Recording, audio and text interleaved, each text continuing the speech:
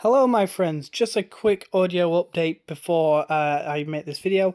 The audio on this video is very dodgy, it sounds very muffled.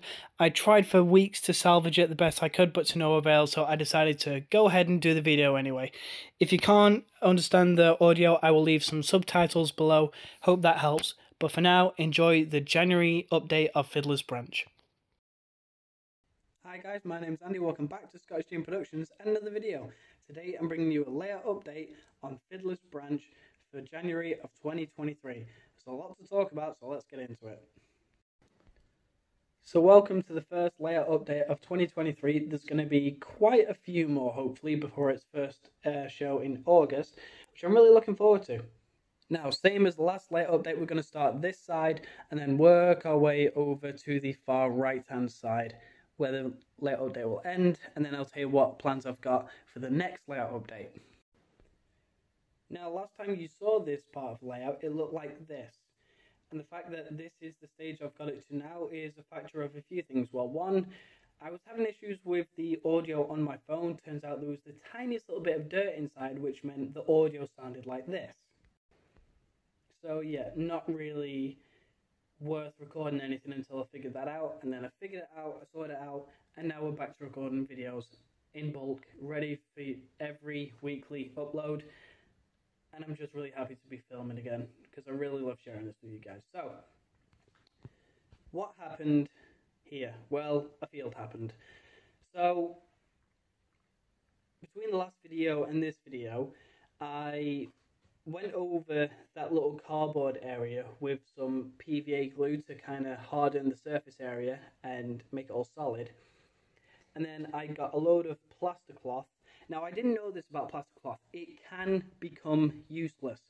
If you let it oxidize too much, leave it out in the air too long, it just will not work. No matter how much water you put on it, it will not work and it will not set. So I ended up laying it all down, leathering it in PVA glue, and then that's set, and as you can see, solid as a rock. So now, once I'd PVA'd the plaster cloth, you can just see some bits of it sticking out there, which I'm going to cover up. Once I covered the plaster cloth in PVA, I then painted it. This is the paint I used. It is a Revel colour. The code is, there you can see, matte 85, I believe. Yes, matte 85. Really nice sort of dry or wet muddy brown.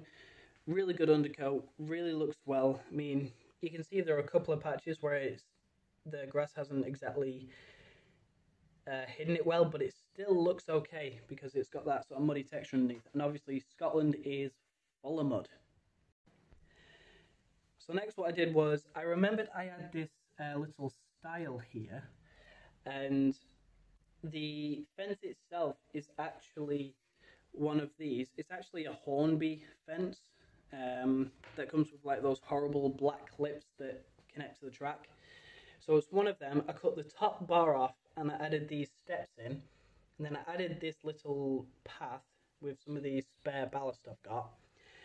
And then the static grass I used, I don't know the people who sent it me, but I believe this is a sort of dark autumn colour.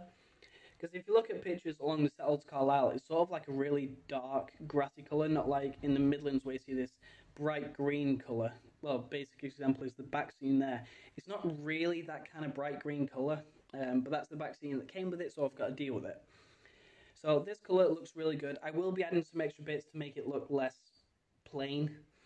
There's going to be some bushes added, maybe an extra fence or two, a couple of walkers, a couple of benches, some bins, some rubbish, just everything that'll bring the scene more to life. Now, when it came to doing the static grass, I did 2 layers.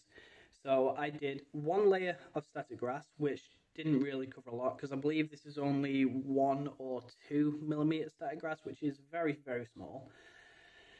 And I then PVA'd over it once it was dry and set in, and then I did another layer of static grass, and this is the end result, which I'm really happy with. I am not one who's great at static grass, but I'm really happy with how this turned out. Now, moving on, let's talk about the retaining wall that I've done. Obviously, last time this was bare, you could see all the beams underneath that created the height for the layout.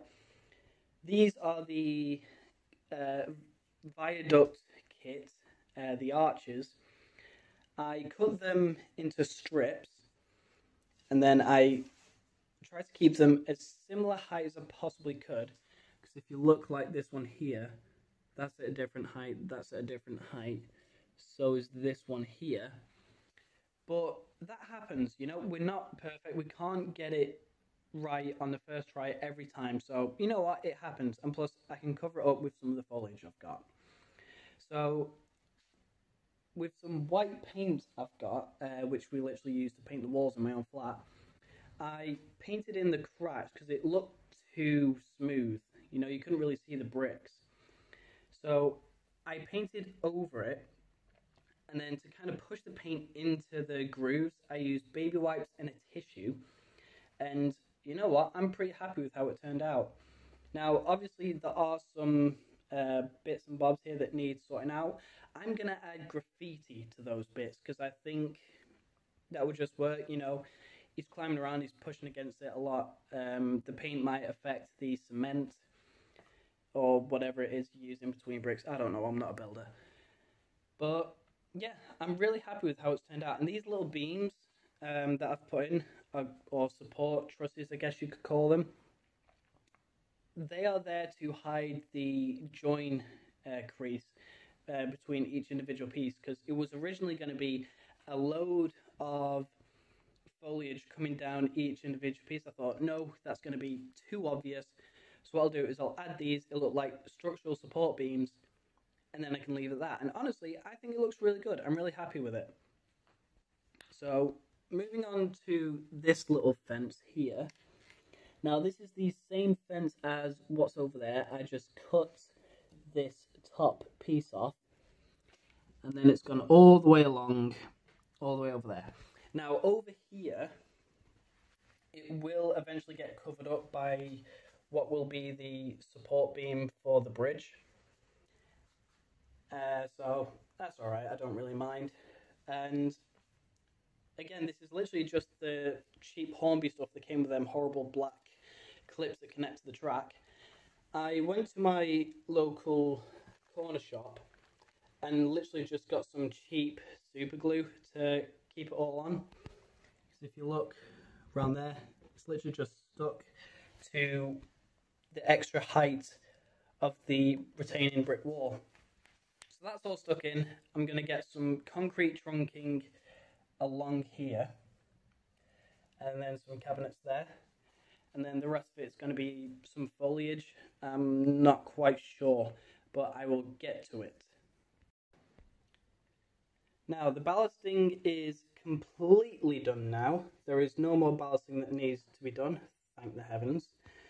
Now the ballasting did have its issues. I was terrified of doing the points, but I think I've done a really good job. There is this little bit round here which I'm terrified of doing, which I might again just cover up with some foliage, because the brown bit of paint that's showing, I'm going to try to cover up with this Javacinix countryside foliage, or hedge foliage I guess you could say. I've got the light, the medium and the dark, so plenty of colour variations go along. Now with these points, I actually had more troubles with them trying to connect the rods to make them move than actually installing the ballast. So that method that Dean Park Station showed me really did a treat. So the ballast is finally in. I'm a bit more confident with my ballasting, and fair to say, I think it looks good. I just need to weather the track now, which I discovered you meant to weather the track before you put it down and ballast it. So hey, you know what, you live and you learn, but I'm sure there's plenty of tutorials out there that will help me weather the track. Now then, the thing I am most proud of for this layout update, the Burco signal is in and it's lit, and I've just broken some of the fence off, god damn it. Yeah, so the aspect signal is in, and if you keep watching, I've got them working. I'm really happy with that. That's the first time I've ever wired in an aspect signal. I'm really, really happy about it. Now, I'm not going to lie, there will be a video coming out talking about this in particular signal and the many cock-ups I did with the wiring trying to, just make it work. But eventually I got there in the end. It's working, it looks great, it's really beautiful little signal. It looks a lot better than the train tech signals in my opinion because, it doesn't connect to the track, it doesn't rely to run off the power, and get this, if I can just focus the camera for a sec, these heads are ever so slightly adjustable. Look at that. So that really helps if, like for instance what I've got a track going straight and then a track at an angle. The signals facing the angle track would actually be parallel facing to the track, so it would be angled compared to the one on the main line, if you understand that. Basically, one needs to be straight, one needs to be angled. There you go. So the fact that I can pivot these ever so slightly is fantastic. The wires at the back though, I will have to paint them black so you can't see them. Excuse me, I've had a big breakfast. But other than that, this is an absolutely fantastic signal. I can't recommend Burko enough, and it's really simple to wire into. Also, it really helps to ask around when you're actually building a layout. One of my good friends, Martin, who's going to be helping me do some work on this soon, he told me that I don't need a catch point on the main line. I just need one on the bay platform, and the catch is actually facing the wrong way. It needs to be facing that way. So if a train does need derail, it pushes it away from the main line, not towards it. So that's something I've learned, and I will keep that in mind for the future. Thank you, Martin. I am a moron. So as far as updates and progress on the layout goes so far, that's really all I've done. The field's looking good, the ballast is all done and down, the wall and the fence is done for the most part. And otherwise, apart from the station, nothing's happened apart from these fences, which are going to sit just there on the end, and then vice versa over there. So Daphne and the Sentinel have brought that for me, thank you very much. And there's one more update to this layout that I would like to show you, and it is its very own custom nameplate. Now, this is from the local fleet shop. He's on Facebook, he's on eBay. He did this fantastic plaque. It is just a British Railway station name. I messaged him and asked, is there any chance you could put Fiddler's branch on the plaque? He said he'll see what he can do. I purchased it, and then lo and behold, he did it for me, which I'm so happy about. Now, you've got two options when you receive this as to how you can stick it on. There's double-sided sticky pads, which I've used to keep it on, and it is really on there. Or you've got some magnets, which are some sticky pads on the back as well. So you can have it where you can take it off, or you can have it where it's just permanently stuck on there. I've just stuck it on there because I have no intention of taking it off. To the chap over at Local Fleet Shop, thank you so much, my friend. I absolutely love this. Now, as to what I'm going to do after this layout update and what you can expect, these are the bits I've acquired. That one's kind of important, not really. This is just a track rubber because the one I was using was like that big. It was like a tiny sample and it's buggered now. And I've been using cotton buds that have been sort of wetted to wipe along the railhead and then just dry it gently. It gets the job done, but it's very tedious. So for now, I'm just going to use the track rubber. Now, obviously, I said I'm going to be adding some foliage, and I've got all three colours. I've got the light, the medium, and the dark.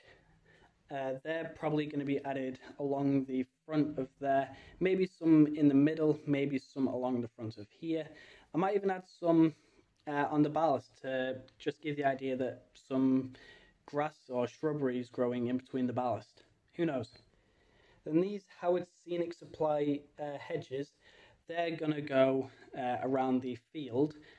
If all of them will be able to do it, I don't know. I will see. If I can't, I will figure out a way to kind of make it look like it works.